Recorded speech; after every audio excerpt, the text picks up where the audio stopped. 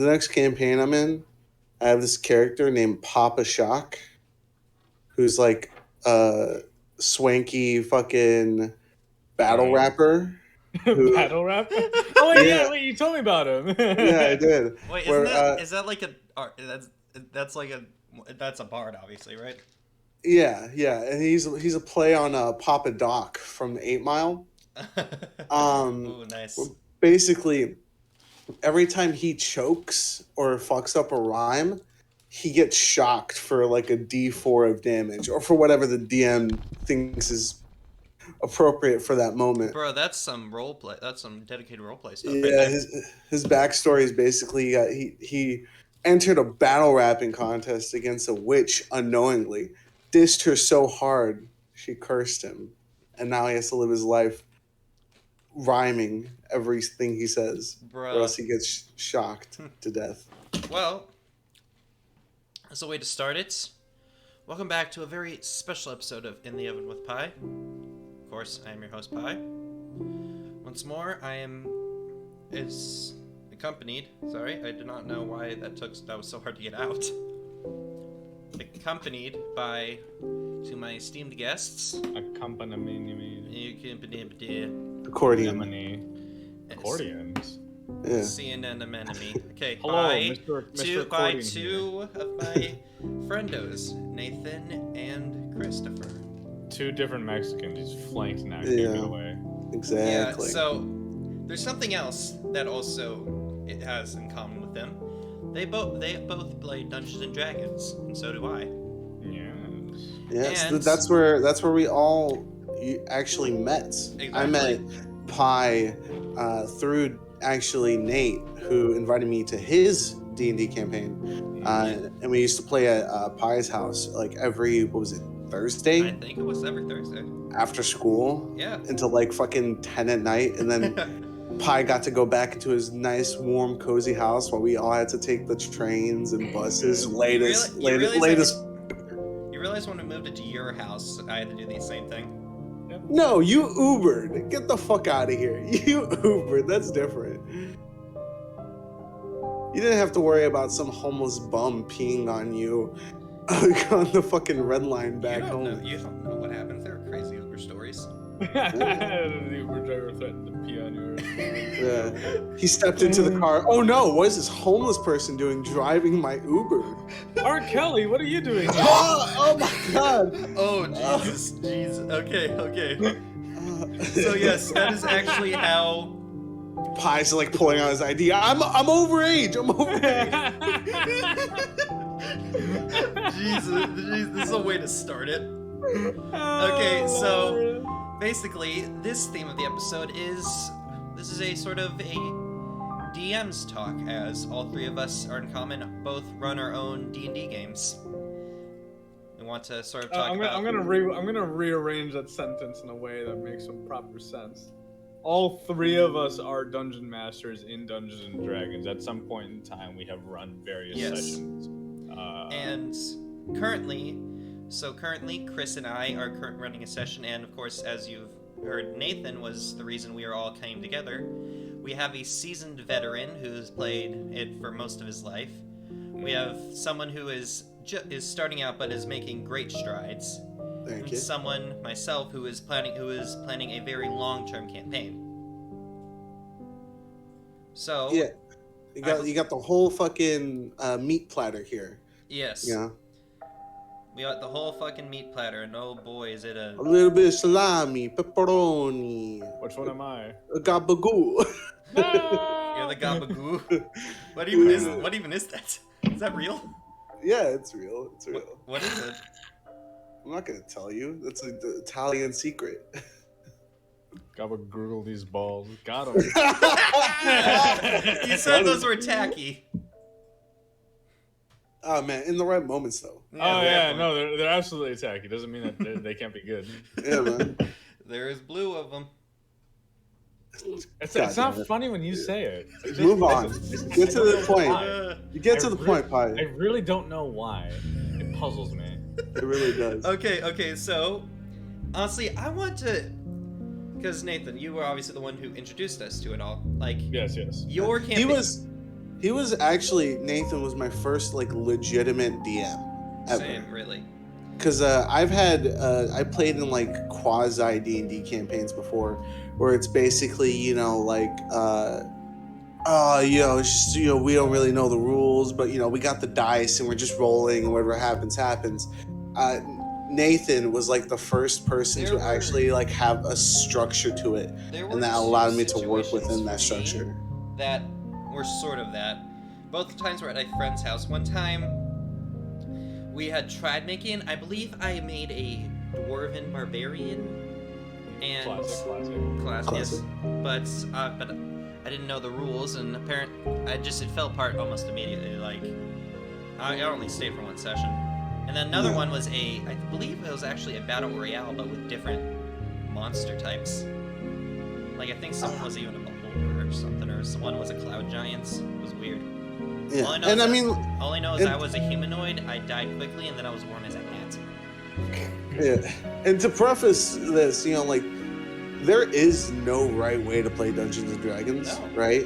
There's only the fun way that you do it, but there is a by the books way that I think we all kind of like sort of try to replicate. I mean, obviously, is that fair to say? That's guys? why you have the player's handbook.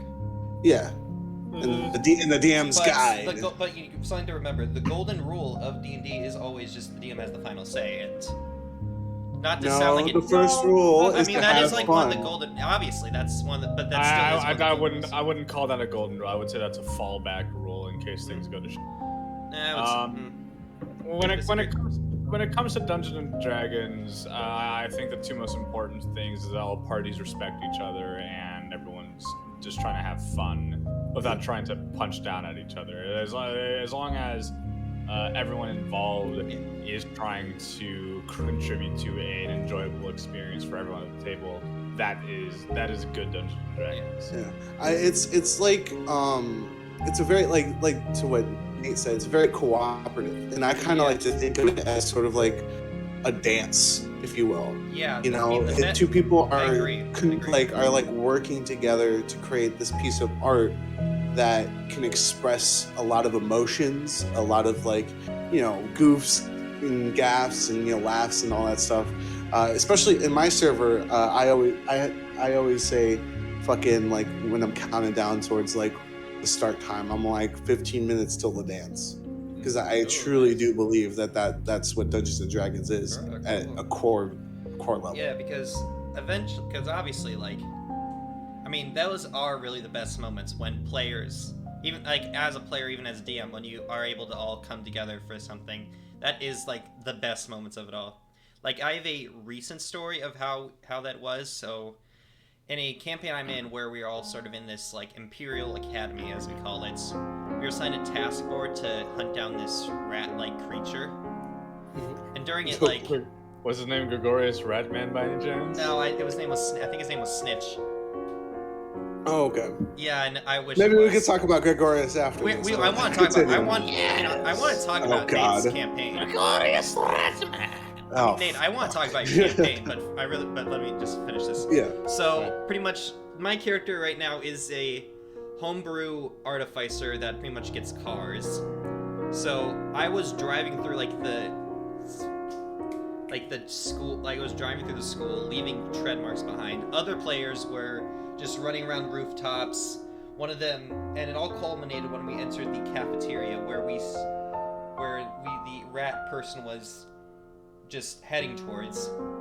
We all stopped. I was able to cast Mind Sliver on it, which obviously would give it, if it failed, give it psychic damage and a minus d4 to its next save. The person who was with me casted Command on it to grovel, where they just become prone. And then the best part, the barbarian of our party was thrown through the window. It was reaching in and grappled the rat. Followed by him getting hit over the side like a baseball bat because he was heading towards some soup, and the chef was just no bueno, no happening. No bueno. Oh, no bueno. You're appropriating our culture. No, I'm joking. No, that's cool though. Like, what's funny when you said like we threw a guy and shit like that. I can like think of like multiple instances, even in Nate's campaign, where I threw a bunch of people just to like catch people as well. Yeah. And like when you fail together, it's hilarious because it's a group of friends. It's like, oh, just I'm sorry, I had to tell you. it's honestly just as fun. Yeah, but when you succeed, you know, it's like that true form of cooperation, and like we fucking did that, and that's kind of like where D&D gets most of its like fun from. Yeah. Where it's like in a video game, there's a lot of like restrictions. Where it's like, oh, like that like TikTok meme where it's like a guy about to open a door and he's like, I should really shit my pants first or something like that. Like you never see that. Send that to me. I so should we know. really go wash my teeth or something, before leaving the room, where it's kind of like not as freeing. But in Dungeons and Dragons, you can literally think of something, and if you succeed, you succeed, and that's one of the best things when you come up with something stupid, like throwing a person to catch another person, and it works. It's like that sense of like, whoa. Yeah. And Nathan, I really, again, going back to it all, like, I really want to hear more about, like, your campaign, because it was the one that started it all. I really want you to sort of, can you explain, like, thought process, inspiration, etc., etc.? The inspiration actually came from my dad's campaign that he had run some years prior. I believe you told us about that, yeah. The campaign that I was running, the way it started was it was kind of just dropped on me. What happened was somebody at my school had announced that they were going to start a Dungeons and Dragons game to the theater group that we were in, an extracurricular theater group. They said they wanted to run Dungeons and Dragons, and I decided to put my name into the hat because I wanted to play. I hadn't done it in a little while. My dad hadn't had time to run sessions like he used to. And there wasn't a lot of interest around the house at the time, so I was like, yeah, I'll throw my name in there. I want to participate. And so many people joined that they said, hey, I need a secondary dungeon master to take care of the huge influx of people. I've selected my group of 6. The other dungeon master is going to have to take everyone else, and I was and nobody else was raising their hand to be dungeon master. I was like, you know what? I've played it before. I played 3.5. I could probably learn the rules for 5th edition, the edition that was being selected for us all to play, and I could figure that out, guide everyone through the process, and start working on a session. Yeah, and so I did. I was in your group. You were in my group, yeah. And I believe Seth was in the other group, right? Seth was in the other group, the one being run by I'm just gonna say her name, Mia. Yeah. Oh, I was in that group actually. You were? Were you? Yeah, you had you had the tuba. Yeah, I played I don't know what's with me in like. You were bard before? Yeah, actually, the Papa Shock idea was kind of based off of that character, because that character also pissed off a witch. I never and he heard was of like, that character. He was a gnome that got cursed to only play the sousaphone, so he had to carry out this like normal ass sousaphone. I'm not cursed to only play sousaphone. Cursed to have a sousaphone attached to his body. Yes, yes, he had to sleep with that thing. I remember. Yeah, it gave you a plus on your armor class though. It did. It did. I convinced me to let that happen. Blessing in disguise. Blessing in disguise. Yeah, so... but yeah, no, that side of the campaign kind of fell through. Yeah. Honestly. I did hear about that. Yeah. And then I didn't even know it was joined with your campaign, Nate. By my understanding, it was supposed to be a joint campaign where she was running her campaign, I would be running mine. So I was constantly trying to establish some communication with her, or to be like, okay, so what's happening in your campaign? And she texted me, they're leaving the castle. What castle? Where are you guys? I remember that. I tried to stealth around with this giant sousaphone, and I failed every time. Did they give you disadvantage on stealth? Yeah. So she was setting up her campaign. It turned out after a while she just decided to run her campaign separately from mine, so I had free reign to do whatever I wanted, which is when I actually had more creative reign. I remember I actually had at least very small settlements just trying to make their way in a general northward direction on this map that I never made. And forgive me for interrupting, but I'm just trying. From my recollection, this event sort of went down like this, maybe. Like the first session, we were in a tavern. We were in a tavern of some sort. Then we were fighting goblins who were attacking this one dude pulling a cart, right? Yeah. And then afterwards, we got this sort of mini quest about finding these goblin guys, and then I think I took a break from the game for a while, and then I jumped back at when we were on a boat. No. Yeah, I remember you were with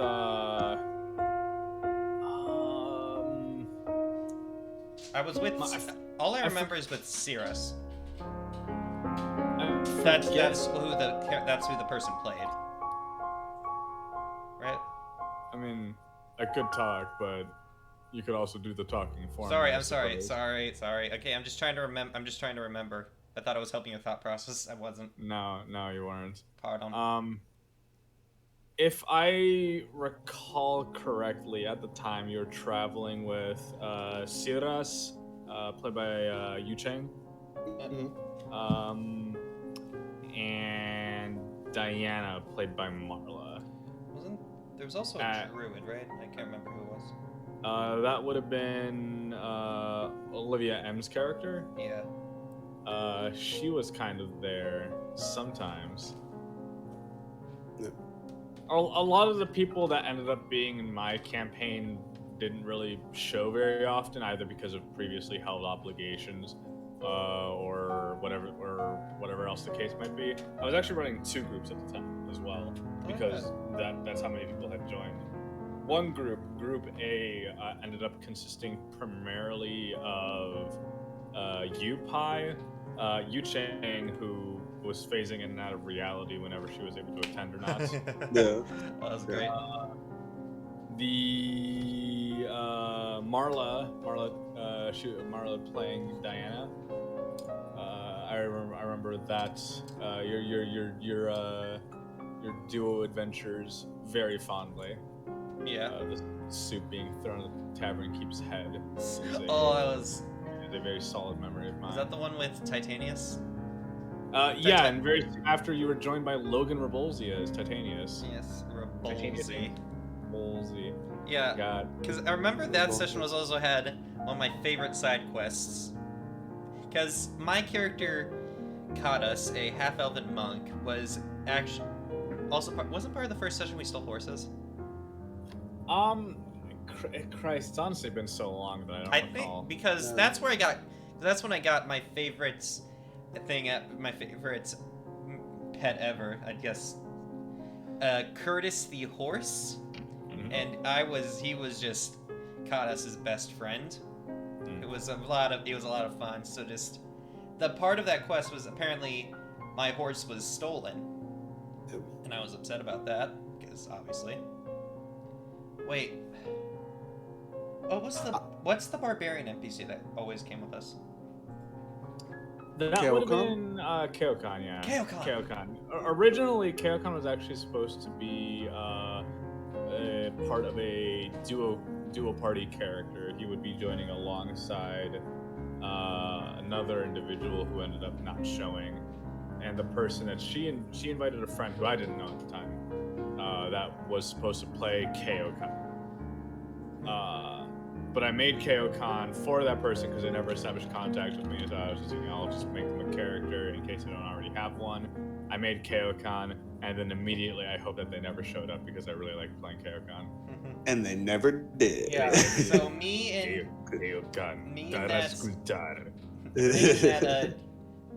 that NPC Keokan, we had tracked down to a tavern where we were able to encounter these guys who did it. At the time, I was absolutely terrified of combat because I did not really know how to play it enough. So I managed to convince Nathan that Diana, whose character was built around being able to persuade people, that she would be able to find us. And they broke a deed, and she was able to draft up a fake deed to a land that was worth more than the horse. Yeah. Yes, and then Ignoring all the specifics of the session, because we're going into the details is already boring me. I'll be honest. I'm just sitting here like, are they gonna mention the most evil character in Nate's campaign? Are we getting not quite yet. Yeah, it's build up. Build up. Because The then I'll be able to talk. Yeah. The inspiration for my campaign was actually from a campaign that my dad had run some years prior. A lot of the setup was the same. The character, the city of Seaport City, where you guys all had embarked on your adventures. The starting quest being having to somehow diffuse a situation between a traveling merchant and some goblins overtaking his carts, being the lead-in to this whole grander adventure, to even the main antagonists of my campaign, Noak. They were all elements that I had taken from my dad's campaign and just brought into my own. I did change who the antagonist was. My dad originally had Noak as a young dragon who was trying to build up her horde, who alongside the party would grow in power and become more and more of a threat to the world as we became more and more capable of dealing with such threats. I decided to make Noak a kind of more powerful organization instead. One name for many individuals. That was the coolest twist ever. That was so awesome. Just learn that Noak. Sorry. No worries. They'll learn working. You speak. And working for Noak, as Chris mentioned, was his character, Mo Gallows. Yes. Take it away. So, Mo Gallows, man, what a character, I will say. For sure, man. When I approached Chris about joining my campaign, there was one question he asked me, and it was if he could be the bad guy. Yes, and to my shock and surprise, Nate said, "Yeah," and I was like, I put my fingers up to my chin. I was like, I could make it work. I think. Yeah, and I think that's like a very I think what even describing the lead up to Mo Gallows and how you sort of started to create that campaign, I could tell that you as a DM or even as a person, you're very ambitious and you're willing to take on any task. Like hell, you're like, okay, I'll DM, right? They need a DM, I'll DM, I could learn it. And then, that turned into, yeah, I could DM 2 sessions and, yeah, I could create characters for people. And you're like, you came to me and I said, can I be a bad guy? And that ambition kicked in. And I think that's something you need as a DM. You need to be able to try new things and explore what might be interesting because I at that point I didn't really know much about the Dungeons and Dragons. I played before in failed campaigns, but I never gotten I don't know, a deep dive into it before. And so with Nate's help, I was able to create a character that made me fall in love with the idea of Dungeons and Dragons because I had so much fun creating this guy's backstory, his look, his demeanor, his accent. I took care of the stats. He took care of the stats. Took me a while to learn how to do it, but I got there. But in the early days, I had I was baby Chris and Nate was there to help me write down the details. But Mo Gallows was inevitably he was a spy for the Noak organization, and basically I rolled with the party as a spy. Do you remember how I joined the party, Nate? I do. Yeah. I'm wondering if you remember. Yeah, I do. What happened was after the party had made landing on a previously uncharted island and did some questing and adventuring and delving and eventually found themselves in front of the person they believed to be Noak at the time, the Noak. after killing her, an entourage of guards arrived because she had sounded an alarm prior to her death. An entourage of guards arrived, Mo Gallows among them. And the party was being beat back pretty significantly. But Mo Gallows I believe the explanation is that Mo Gallows made an executive decision to join the party by killing the other members of the entourage, so that he could learn more about what exactly we're doing here, who sent them, and report back to Noak in hopes of perhaps getting a promotion. Yes. And Yes. that is also sadly where Kadas died during that battle. Kadas did die Not during that battle. not at the hands of Mo Gallows, but at the hands. Nor at the hands of Noak. You died to a gnome wielding a crossbow bolt. Yeah. I do remember I stole something from You Kadas. stole a ring of necrotic resistance, I believe. Yes. But yeah, and so I think from that point on, the dynamic was definitely different. I don't know if you could tell, Nate, but like I was being sneaky. I was being a sneaky fucker the entire time. What happened was that prior to that point, we had Marla as Diana and Logan as Titanius Inglesmith, both trying to vie for the leadership position of the party. One being more competent, the other being more forceful. And then Mo Gallows entered the mix and decided to provide his backing to whoever he saw fit at the time in order to increase as much chaos in the I party. can't remember. Who was that exactly? Tear them asunder. Who was what exactly? No, yeah, I'm trying to, actually, no, not, who did, you sided more with Titanius, I believe, than Diana, right? No. Generally, I think Diana was funnier to get away with things, but Yeah. generally speaking, I think that Titanius did in fact fit the leader role of the party. When I was handing out magic items to people, I gave him a suit of armor that was meant to increase his diplomacy and kind of put him in automatically the good graces and good light of any NPCs around him. Oh, yeah, and then, because that's also and then I also had to introduce my second NPC, which had a stupid introduction. Mm-hmm. I played We all Iron remember. Spider. We all remember. Yeah. I had forgotten for a long period of time. Cortland reminded me 2 months ago about it, and I haven't been able to get Eye of the Spider out of my head since. Yeah, I was a stupid kid. I wanted to make an entrance. It was high school. Yeah, it was high. I think that's a perfect excuse for anything we ever done when we were kids. Yeah. It was high school. You know. But by then, I was still trying to find her groove. Yeah. What it is, and a lot of these characters I have ended up reworking for the future stuff, and changing them around a whole lot. So I won't go into too much detail right now about how her character progressed, but later on, I believe we found ourselves in the Underdark, and we were in the middle of a battle of gods between hell, right? It's Lolth and someone else, right?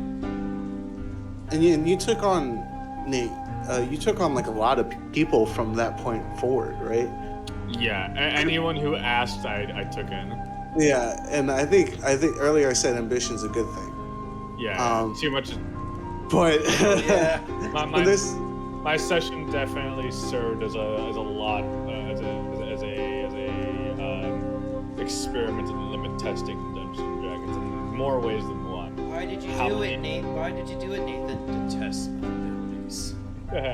How many sessions you could feasibly run at a time? Because I wasn't running just those two. I was running a third and at one point a fourth one as well, right? Yeah, and one of the sessions had how many people? 7? At some point, I think the largest campaign I was running at some point had 9 players in Jesus. it. So the limit testing as to how many people could be in one campaign without it devolving into utter incoherency. The limit testing in whether or not one of the PCs could act as a double agent. I love Mo Gallows and I love what he did for the party, but ultimately, because of another thing I limit tested, how little effort I could put into planning, I learned that unless you do have a comprehensive plan, having a double agent in the party doesn't necessarily always work. one of our lessons that we've all had to learn as still starting out as DMs. I was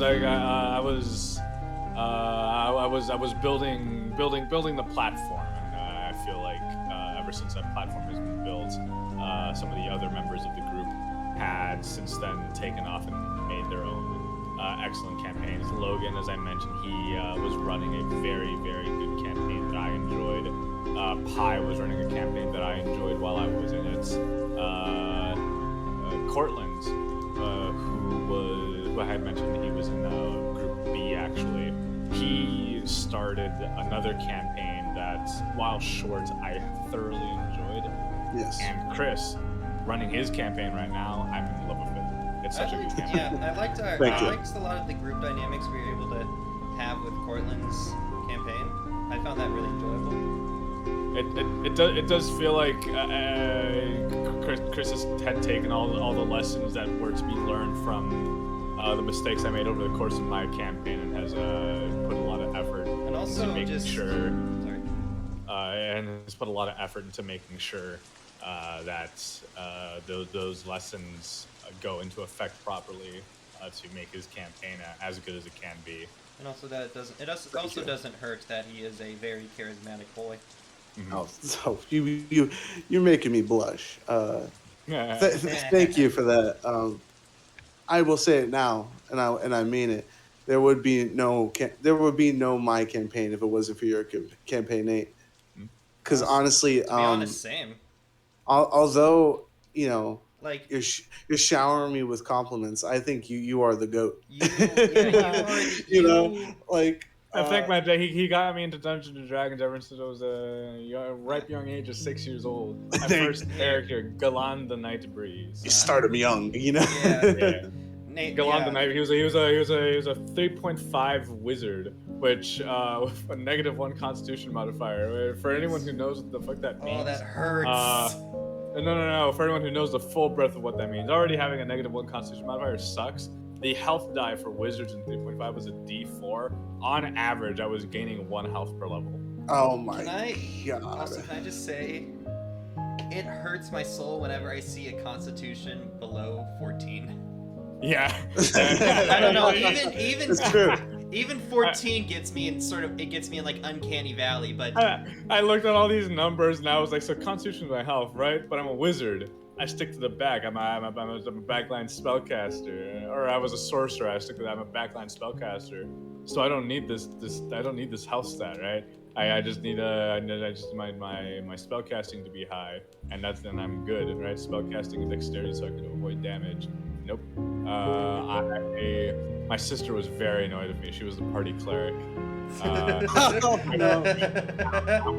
She had to surgically attach herself to me, and she was so sick of it.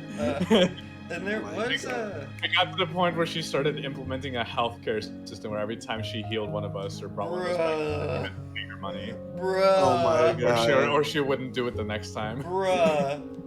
Oh shit. Bruh, how do you get insurance? Can you get insurance?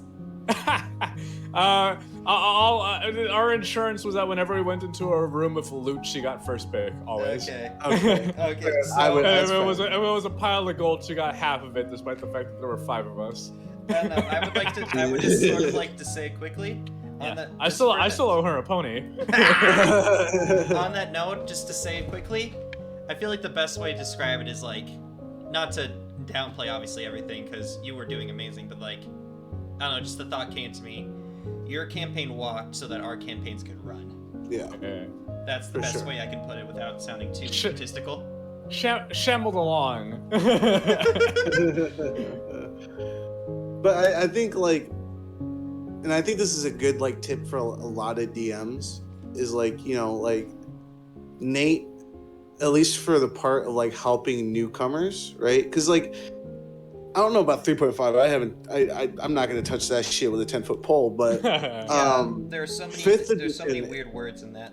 Yeah, 5th edition is very easily accessible. You just need someone to sit down and talk you through it. It's very user friendly. Yeah, very user friendly, and I think a testament to a great DM is what Nate did, and he literally sits down with you, goes through it step by step. Maybe it could be a little wordy sometimes, but that's more so the person than the material. But the material's also wordy. it Yeah. is. But It's a big book. The Player's Handbook is a big book. The trick is knowing what sections you have to know, because you don't have to know the entire Player's Handbook to play a character. You just need to know for any given character. You need to be able to find 4 different pages, and then from there you have to read 8 or 10 of them, which still sounds like a lot until you realize that half of the 75% of the words in those pages you can just skip. Yeah.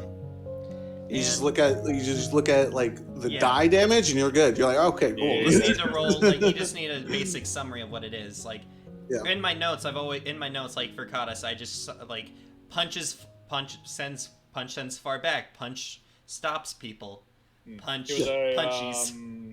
A monk of the open hand. Yeah, he went by the moniker One Slap Man. One Slap Man. Yeah. After he managed to just bitch slap a bugbear. Yeah. Yes. Yeah. A lot of the. Go ahead. Bitch slapping bugbears. I still can't get over Sierra's annihilating that bugbear. Oh. That was supposed to be a party encounter, and she decided to solo that thing in one turn. She not played it. I aimed for the head. I was like, okay, go ahead and roll. Oh yeah, I forgot you made that roll. You obliterate its skull. Its head is shoved into its chest cavity. I remember you made that rule. Like, you made that rule. If you aim for specific body parts, it's like a disadvantage, but does more damage or something. It could have adverse effects to the NPCs. You can aim for the arm specifically if you want to disarm them. You can aim for the leg if you want to cripple their movements.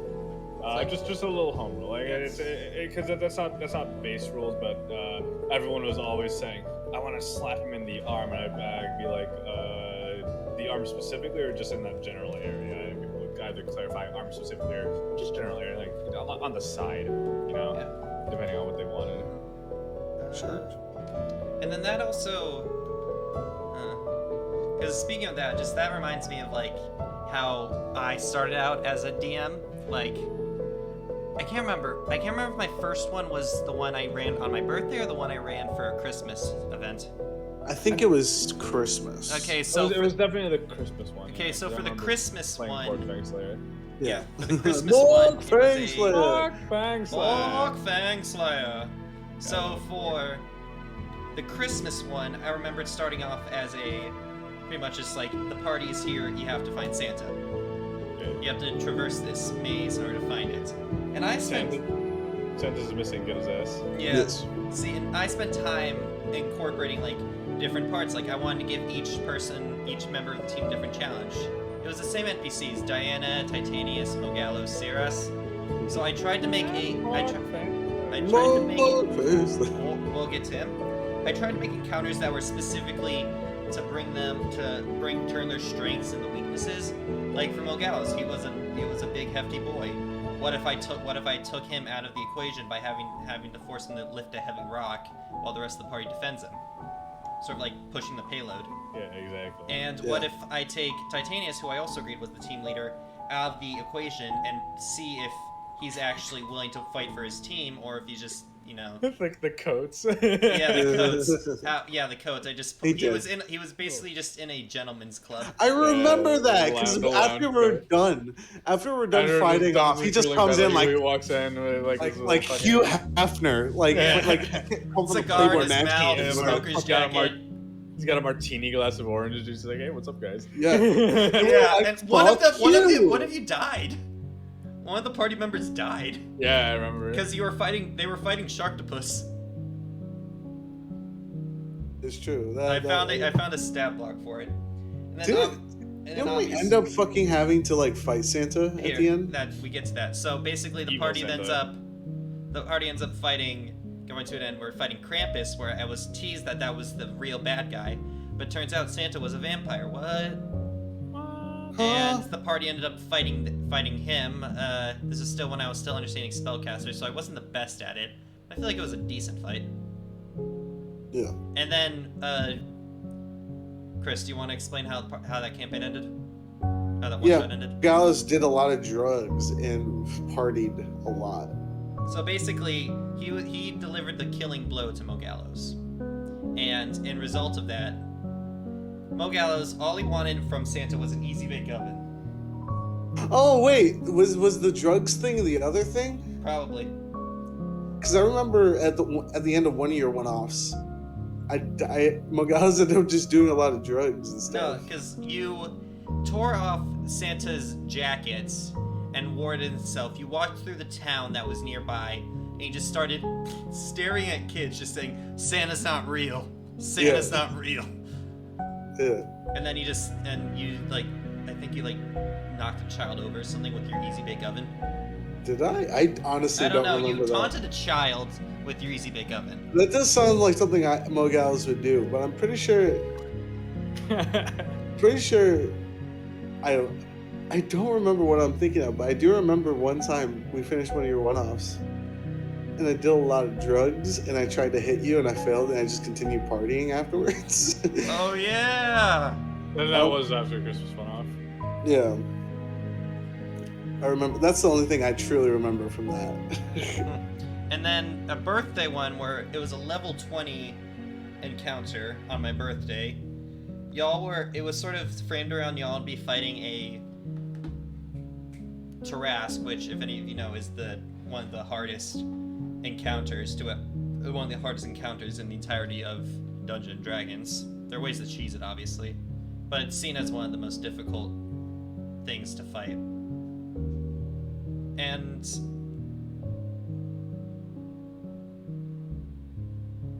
the party, sorry, just looked through some of the data right now. Guys? Yep. Yeah, why are you so quiet? Well, because we're letting you speak. Okay, yeah, I need to do that, you're right. Okay, so the party, so there are these, I think you called yourself the axes of power or something? Wait a minute there. Yeah, exactly. I know, that's what I thought. Nate, do you remember this? Because I gave you all a name, but then you decided to give yourself a name. I honestly forgot. And then basically, your oracle you hired, bro, you gotta go to this place. I remember who the Oracle was. It was Shaggy. Yeah. I didn't have many figurines, so I just used Legos I had on me. Yeah. And then basically the party went over there. They fought these guys. And this is what I did not know about challenge ratings at the time. No. So these level 20 people just absolutely decimated these CR8, CR5 creatures. No, bro. The Ent one tried to hang himself because he saw it was pointless. Yeah, but we killed him too quickly. Yeah, and also I think they don't need to breathe. But yeah, in the end. Afterwards, the party realized, oh no, they were summoning a Tarrasque because something scarier was coming, and it was a dragon that Nathan showed me, a Niv Mizzet, as I remember. Oh, it was supposed to be Niv Mizzet. It was. See, my thought process at the time was that it was just speaking in Draconic. That was my current thought process at the time. Niv Mizzet, for some reason, wanted destruction, and wanted to destroy the entire party.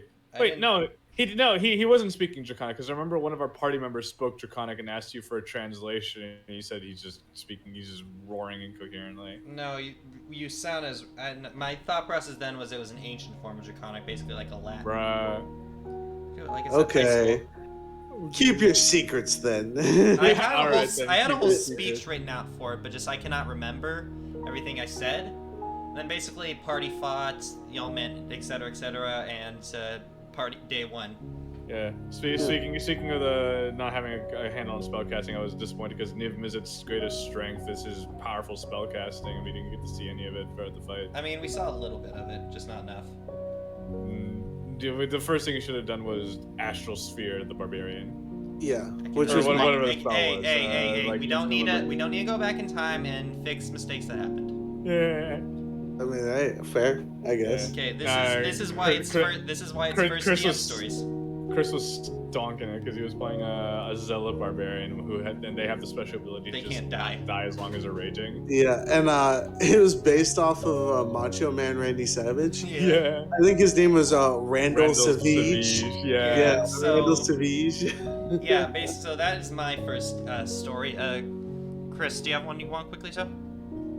Well, yeah, I mean, like, my first ever campaign, I think, was an absolute disaster. But, like, you know, like, coming off of, like, playing Mo Gallows, and at that point, I was playing John White, which was another character that I played in Logan's campaign that I really enjoyed. I found that I really like the story aspect of Dungeons and Dragons a lot, you know, and I wanted to take a crack at it myself. And Nate, you saw I showed Nate like all my little notes and shit and all the things I was gonna do, and I put a lot of effort into it. And then when the day came to actually DM, I realized I bit off a little bit more than I could chew. But I did learn a lot of lessons from my first time DMing.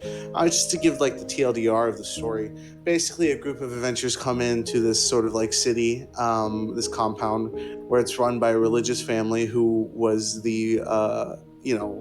was the family of my current player character in Logan's campaign, John Wyatt. And I thought it'd be a cool story to tell, you know, the sort of origins of John Wyatt, because John Wyatt was kind of becoming like a really cool character amongst the party and the group of friends. So I was like, cool, I'll tell this story. And basically, you know, I designed that. It was supposed to be like a one-off, but it ended up being like 3 sessions at least before I stopped doing it. It was sort of like I designed it to where it's like, let me think of literally all these things these guys could do. For instance, I had the plot was they go into this little like guild and they get hired to go steal something or steal something back from like this rival clan who they're at war with. And basically they get hired to do that, and they get like a map and everything. And you know, the plan was that they were going to go there, they're going to come back, they're going to see everything unfold, and you know how John Wyatt became John Wyatt. I set up little things where it's like, okay, they could go to this store and they could like potentially do something cool here. They could go to a chapel and get like a thing, which is nice. There was one thing that happened that I did not account for that really put everything into perspective for me. I set up like a little courthouse that was sort of separate from the compound of religious, adventurers. Mm-hmm. And a bunch of politicians come out and they walk up to the party and they're like, hey, I know you're working for, big John Wyatt, which was John Wyatt's father.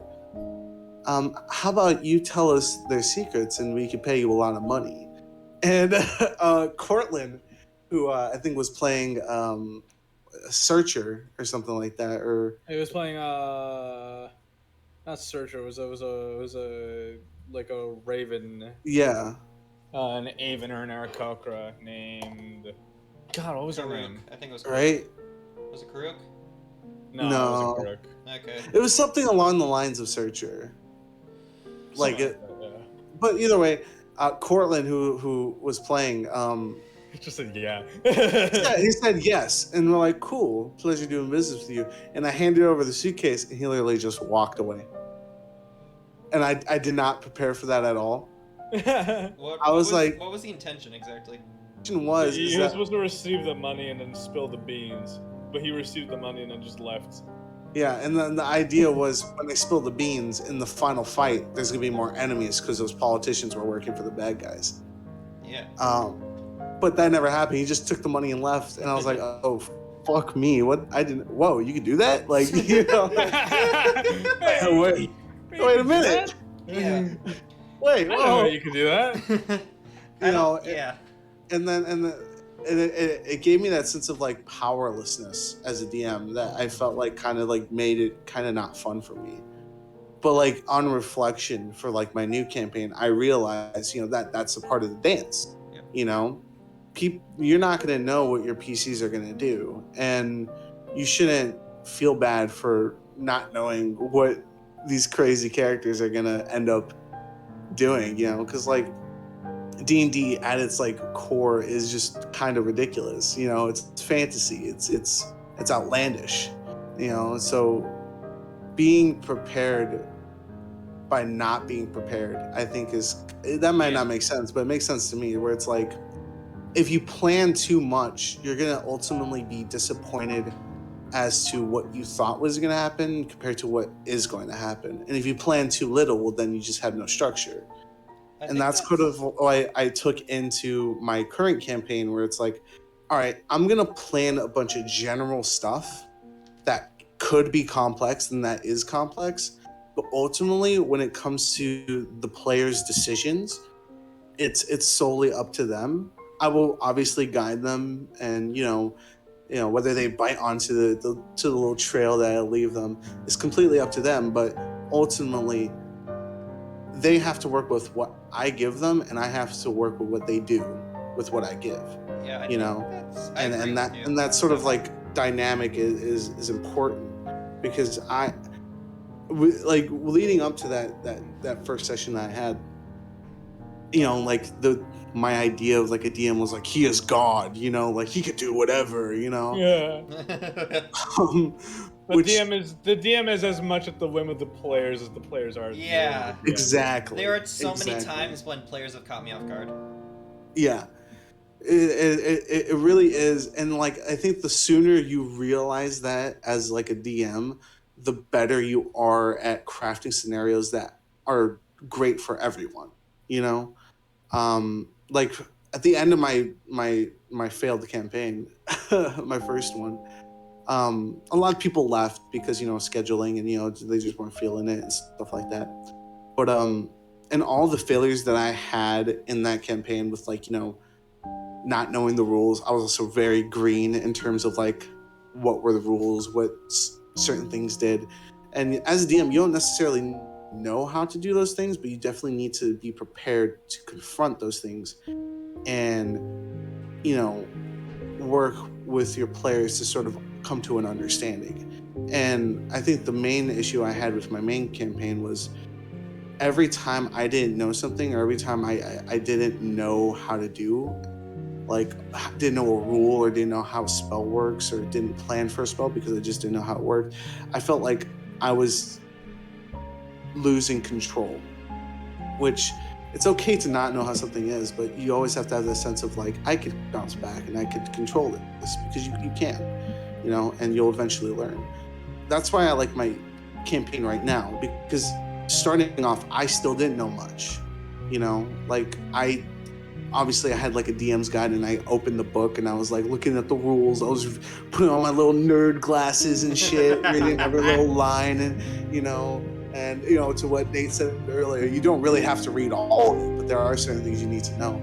But I think with the group of people I selected, I knew that if something wrong were to happen, we could come to a consensus together, and that sense of respect would still be there, But besides that, going back to my point, I was failing at a lot of things, I felt like, in my first go as a DM. But there was that one moment at the end that made me realize that through all the hardships of being a DM and, failing to maybe provide a story or provide structure, there was that one moment at the end that made me truly realize what Dungeons and Dragons is as a whole. And it's a story with emotional connections and meaning, and just overall genuine fun. I kind of rambled off there. No, but I agree with you.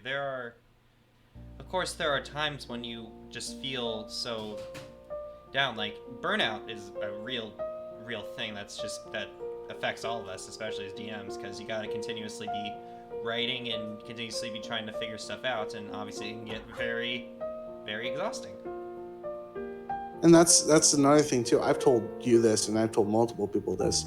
How are you gonna miss something if it doesn't go away? Exactly. Because that's when I needed that week off. And Chris, when you told me, like, when you took like that near half a year off from D&D, it lit a fire under your belly. Yeah, I missed it. You know, I was going through something in my life, and I felt like, you know, I was kind of like, oh, need this game for, like a waste of time, yada yada yada. But it's not a waste of time because it's things I get to do with my friends, and I get to share these moments with them, and the moments are truly what makes D&D the best thing ever. Yeah. Going back to my campaign, Nate, I don't know if you want to like tell your perspective on this, but in my failed one-off, it was Nate's character, which was Bork. Borkfang Slayer again. Yeah, Bork Fangslayer. I love Borkfang Slayer. Was Fort he Flank Slayer is redemption? awesome. Was he redemption, or was he something else? He was a Oath of Devotion paladin. That was okay. Vanilla. Gotcha. So it was Bork Fangslayer and then Bricktar Stonejam, right? Oh, Another one of Logan's characters. Another one of Logan's characters. Bowlesy. And at that point, I kind of completely just disregarded the plot, and because it was like nighttime, and I was like, okay, they're just gonna stay here. And that's when I kind of got into a little bit of a groove with both Nate and Logan, where, you know, I think who was it? Was it Bricktar that went to get the milk, or was it you? It was Bricktar. It was Bricktar. I feel like you told me the story of this milk. Yeah. So like I think like Borg Fangslayer was just like outside sleeping, looking at the stars, or just like resting. And I think Bricktar was like, okay, let me do something nice for this guy. I'm gonna go inside. I'm gonna get him some. He offered to give me some alcohol, but Borg said he doesn't drink, so Bricktar offered him some milk instead. Yeah. So he goes in, and at this point, I'm just kind of being goofy because I felt like I couldn't do it seriously. But basically, he was like, "Yeah, can I get like something to drink?" I was like, "Oh yeah, it's happy hour or something like that." He's like, "Oh, I don't want any alcohol. I just kind of want milk." I was like, "Oh, okay. We could give you this giant barrel full of milk." And like Bricktar was like, "Can't you just put it in like a pint mug?" Go ahead. For happy hour, for a very low price, you could buy a giant cup of ale, not a big barrel, just like an abnormally large cup. Yeah. Comically large cup. Yeah, comically large cups. So Bricktar got one of those for himself. Yes. And then he tried ordering some milk. And he said, sorry, can't give you some milk. Yes. Why? Why can't you give me some milk? Doesn't fit in its containers. Can't sell you something if I can't fit into a container. What about this big cup you just give me? And then I said with absolute confusion. He just shrugged his shoulders, furrowed his brows, like it was the most obvious thing in the world. Milk don't fit in that cup. That's such a line. And everyone was like, "What the fuck are you talking about?" What are you talking about? See, like, that's... One and came out to Bork Fangslayer because she heard that he was like the talk of the town because he was like going around doing nice things for NPCs. So she actually came out with an experimental milk cup to give to him. Yeah. I remember. It was nice. And then after that, they kind of just sat there, talked it out, like as their characters. And I think I set up the scene where it's like, they're looking at the stars and stuff, and they started getting down to the nitty gritty. It was a failing campaign, but they were still in it. They were, and that's a testament to how good of a player Nate and Logan were. You and Logan, you guys literally sat there, looked at each other, and you just talked about your backstories as if you were real people. Yeah. And it was such a genuine moment. I still think about that day, and I'm like, that is what I want to replicate on a grand scale. That is like the D&D moment. Yeah, and as like I want to be a DM for stuff like that.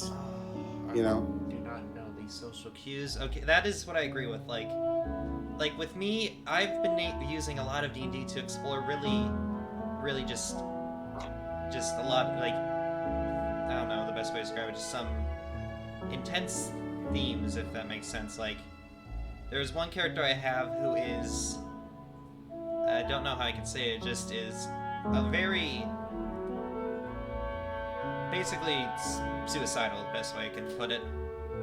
And and a lot of that camp has been dealing with that, because a lot of her goals, just as soon as she gets a revenge on those who killed her brother, that's it. And then there's a recent interaction I had where the paladin of the group just sat me aside and like, why do you want to do it? And that was just like a very genuine moment between two characters where we were just acting our hearts out. Then after that, we got high. God damn it. That's also what's great. It can turn on a dime like that. Like, I mean, we needed something to sort of break the serious tension.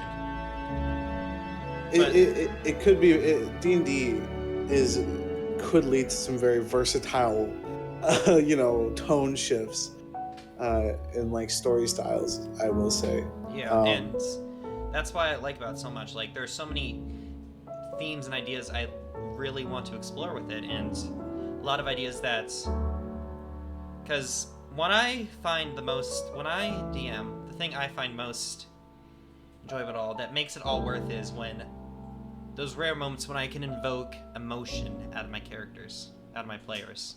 Mm-hmm. Those rare moments that you're able to make them feel genuinely happy, genuinely sad, angry. Like, there's a recent event where where in my campaign where the paladin was talking to his parents in the afterlife after he reconciled with his god, and after the father telling him, I've come for dinner. There was a moment where I've come for dinner? Yeah, that was a theme. I've come on the dinner.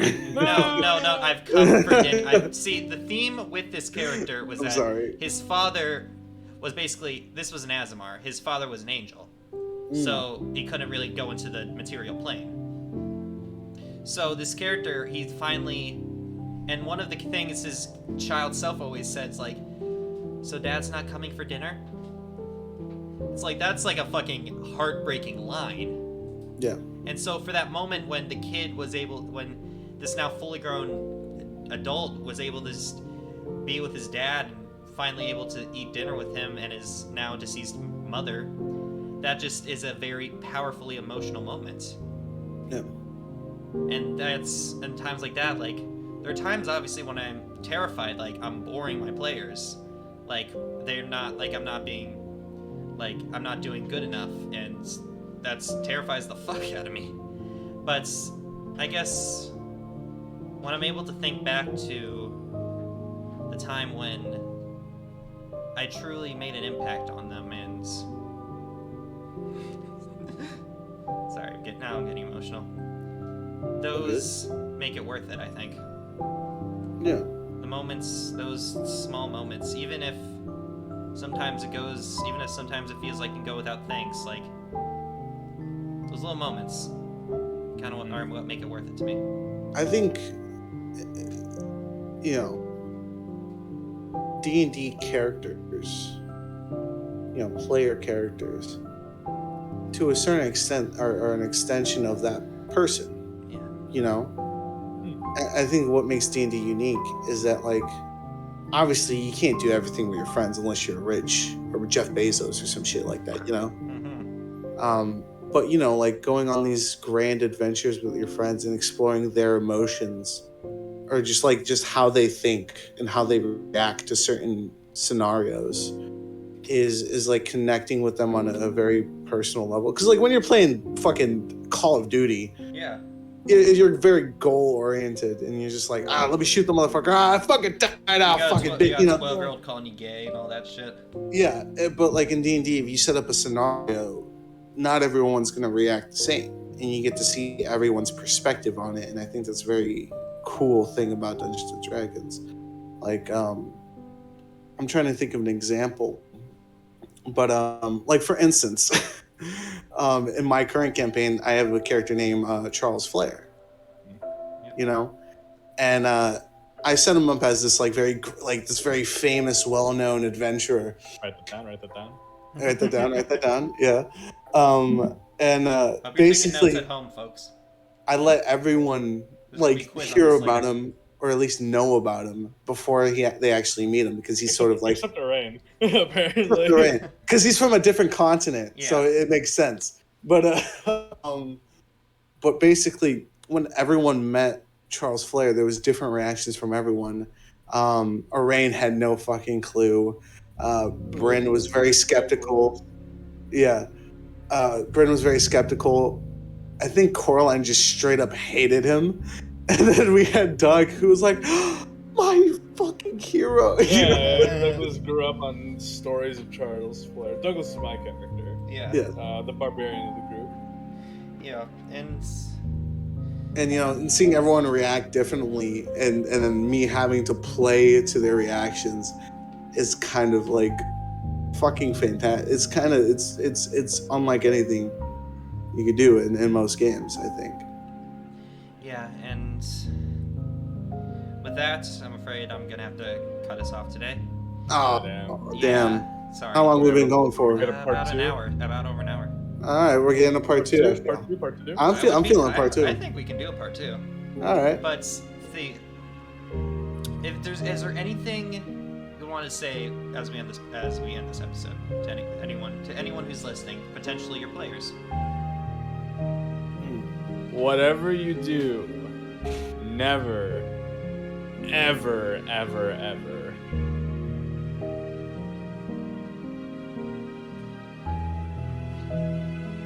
play a rogue. They're all sneaky bastards. Oh my god, I did not know. Oh, wow, that I didn't know where I was going with that either. That's a turn. I could tell. I thought you were just gonna say like don't metagame. That's not metagame, yeah. That's something we'll explain in. Yeah, that's probably that's part two. We might touch in part two, but there But- hasn't been enough of a problem for me. Something for me to say, just if any of my players are listening to this, thank you. Good luck. Good That luck. too. Thank you. Just I think I'm just gonna talk to anyone who wants to be a DM. Here's just a little advice that I think is just generally a great idea to avoid.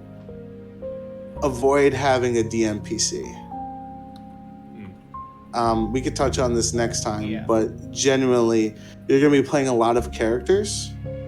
And I feel like the need for a DM PC is just unwarranted. Be excessive at times. And excessive, and you're already in control of everything.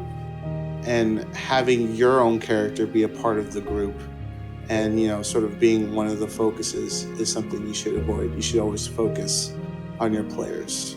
And if you do that well enough, your players will also focus on your story. So that's just what I have to say. And again, to all the players out there and to all the DMs out there, you're nerds. You fucking nerd! You're nerd nerds. loser! Thank you all for listening into this episode of In the Oven with Pie. To all my players, to everyone who is in my campaign, all the real players out all there. my characters, the players in my campaign, the players in Chris's campaign, and the former players of Nathan's campaign. Thank you for letting us tell you our story. Yeah. And The part one of our story. we're coming out fresh. Come out soon.